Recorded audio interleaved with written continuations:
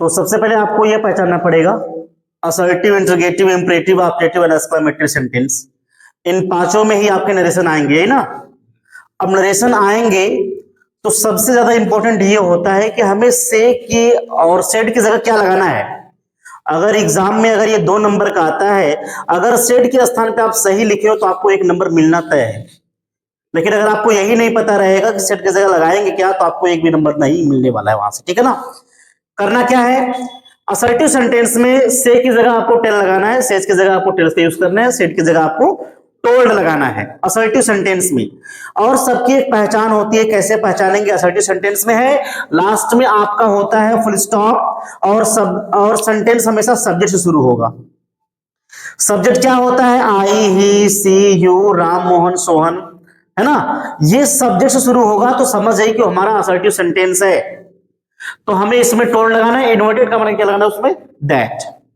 और जब हमारा सेंटेंस इंटरोगेटिव सेंटेंस में होगा तो सेड की जगह हमेशा आपको यूज करना है आस्क्ड, और आपको इन्वर्टेड का हटाने के लिए इफ या वेदर यूज करना पड़ेगा, ठीक है। इसकी क्या पहचान है, लास्ट में क्या रहेगा, क्वेश्चन मार्क।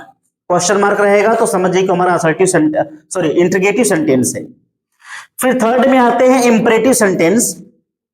सेड की जगह अब कंडीशन के हिसाब से आपको यहां पे ऑर्डर्ड, एडवाइज, प्रपोज्ड और रिक्वेस्टेड यूज करना है।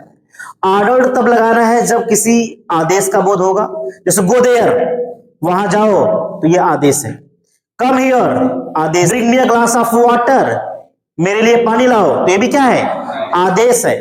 ये सब आदेश में आते हैं तो आपको ऑर्डर लगाना है, और इसके लिए आपको अर्थ निकालने आना चाहिए। ऑर्डर वाले सेट्स में बहुत नॉर्मली चीज देता है, जैसे come here, go there, stand up, है ना, सिट डाउन, इस तरीके से देगा। और एडवाइस आपको तब लगाना है जब सलाह का बोध हो। क्या लगाना है, एडवाइस। जैसे धूप में मत खेलो, तो एडवाइस है ना। अभी सबका हम एग्जांपल देंगे तब आपको क्लियर हो जाएगा। और नेक्स्ट में आते हैं प्रपोज्ड, आपको तब लगाना है जब प्रस्ताव की बात हो।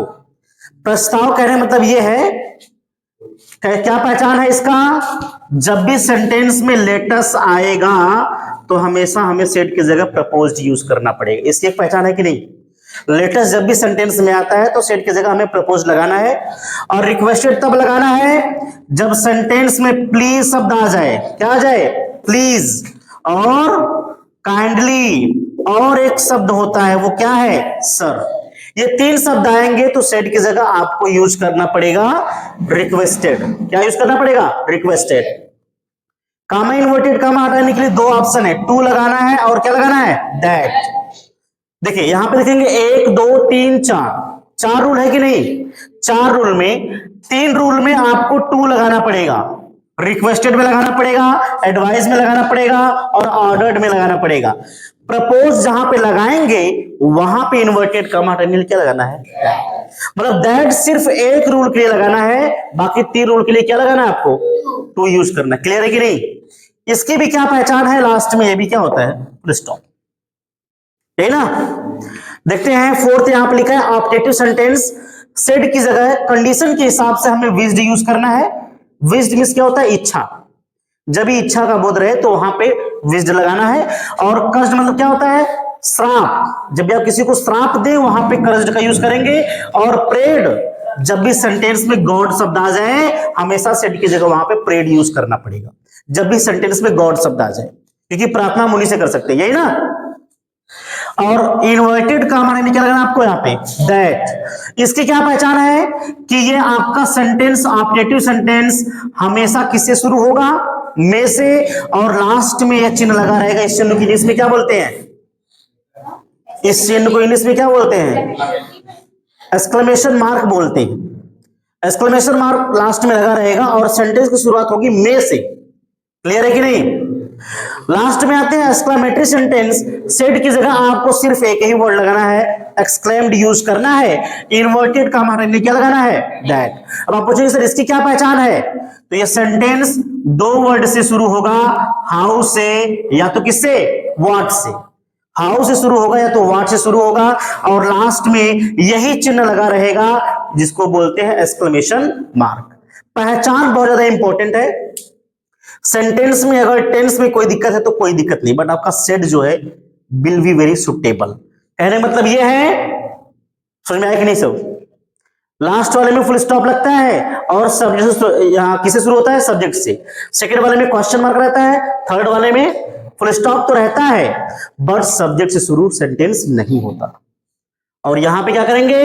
दैट लगाना है, इच्छा का बोध रहे तो विज्ड, कर्ज्ड और प्रेड लगाना है और सेंटेंस में से शुरू होगा, लास्ट में चिन्ह रहेगा। और इसकी क्या पहचान है?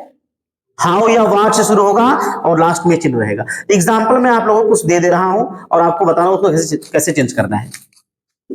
जैसे अगर यहां पे लिखा है she said to me may you, लिखना मत अभी, may you go to hell. अब यहां पे she said to me may you go to hell sentence देखकर आप बता सकते हो कि किस टेंस में, किस सेंटेंस में है ये, बताओ किस सेंटेंस में है? ये ऑप्टेटिव सेंटेंस है, मैंने बताया मे से शुरू होगा और लास्ट में चिन्ह लगा रहेगा। मे से शुरू है और लास्ट में चिन्ह लगा है। अब कैसे पहचानेंगे कि सर विश है और कैसे पहचानेंगे सर श्राप है या प्रार्थना है, कैसे पहचाने?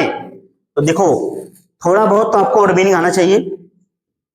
जहां पे विज्ड तब लगाना है जब कोई अच्छा वर्ड लिखा रहे, जैसे हैप्पी हो गया, है ना, गुड हो गया, ऐसे ऐसे वर्ड रहेंगे तो आपको सेड की जगह विज्ड यूज करना है। और जब कहीं पे खराब वर्ड लिखा रहे तो वहां पे आपको कर्ज्ड का यूज करना है। जैसे गो टू हेल, नरक में जाओ, तो हेल वर्ड से आप समझ गए कि इंसान नरक में जाने की बात कर रहा है, इसका मतलब सामने वाला श्राप दे रहा है। ऐसे कंडीशन में आप सी कर दोगे और सेड की जगह क्या लगाओगे? कर्ज्ड का यूज करोगे। फिर यहाँ पे मी हो जाएगा, इन्वर्टेड का हमारे नीचे लगाना है दैट लगाने के बाद may you go to hell, may को छोड़ देना है आपको, यू देखना है। यू कौन सा person? Second person according to object. Object हमारा मी है, मी का यहाँ पे क्या होगा? आई।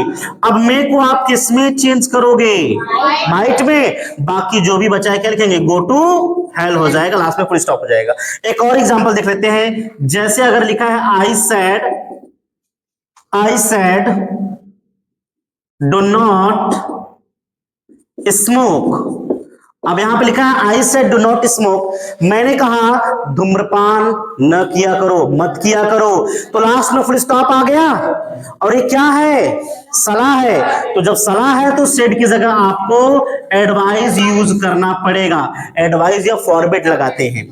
एडवाइज लगाने के बाद अब देखो यहां से डू हटा देना है आपको। इन्वर्टेड कामा हटाने के लिए टू लगाना है, मैंने लिखवाया है, बट नॉट लगाने के बाद आपको टू लगाना पड़ेगा जब नेगेटिव सेंटेंस में आता है तो। नॉट टू, बाकी यहां पे लास्ट में क्या हो जाएगा? स्मोक। एक और एग्जांपल देख लेते हैं। जैसे अगर यहां पे लिखा है he said what are you doing, what are you doing, तो देखो यहां पे ही कर दो, लास्ट में क्वेश्चन मार्क आ गया, इट मींस ये सेंटेंस हमारा इंटरोगेटिव सेंटेंस में है। ऐसे कंडीशन में सेड की जगह हमें क्या लगाना है? Asked. But the problem is that said का यहां पर सेड ही लिखा जाएगा। पूछे क्यों? क्योंकि ऑब्जेक्ट नहीं है। अगर ऑब्जेक्ट नहीं था तो ऑब्जेक्ट मानते भी है, वैसे भी कर सकते हो, नहीं मानोगे तब भी क्या दिक्कत है? तो सेट हो जाएगा। और देखो इन्वर्टेड कॉमा क्या लगा यहाँ पे? इफ या वेदर, बट यहां पे नहीं लगाया जाएगा क्योंकि व्हाट लगा है, क्योंकि ये WH टाइप क्वेश्चन है। तो यहां पे सेकंड टाइप, ठीक है, यहां पे डायरेक्ट आप व्हाट लगाओगे, आर को छोड़ दो, यू सेकंड पर्सन बच्चा, ऑब्जेक्ट है ही नहीं, यहां पे यू कर दो, आर है। Present continuous, past continuous tense में आपको यहां पे वर यूज करना पड़ेगा और लास्ट में क्या हो जाएगा? डूइंग। इस तरीके से आपको करना है। समझ में आया कि नहीं? एग्जाम्पल कुछ देने जा रहे हैं, आपको करके दिखाना पड़ेगा।